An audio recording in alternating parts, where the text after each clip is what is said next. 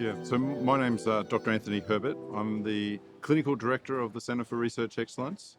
I'm also the Director of the Paediatric Palliative Care Service at the Queensland Children's Hospital and have an affiliate research role with the Queensland University of Technology. I'm very passionate about paediatric palliative care. I sort of feel like palliative care found me.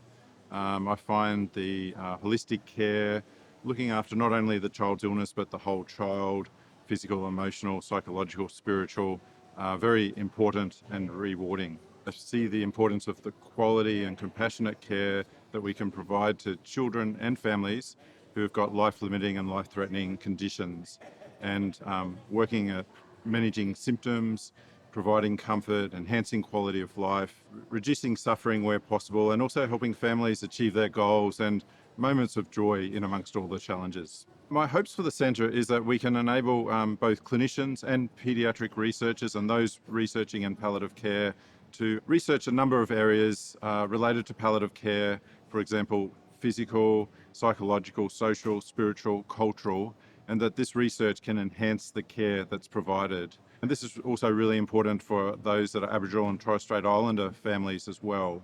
My hope is that clinicians are enabled to do research, and also that the researchers are able to be guided by what the clinicians and patients and families feel is important, but also that clinicians can be open to changes that the research suggests.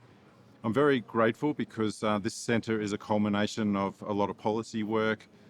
2004, the Paediatric Model of Care Review by the Department of Health identified research as really important, and the National Action Plan in Paediatric Palliative Care for Australia identified having a centre of research for paediatric palliative care. And what is great is that it's based in a number of centres and universities and hospitals around Australia. People can get involved by the centre by just sort of finding out what the centre is doing and hearing the research findings and maybe seeing how that might influence their practice.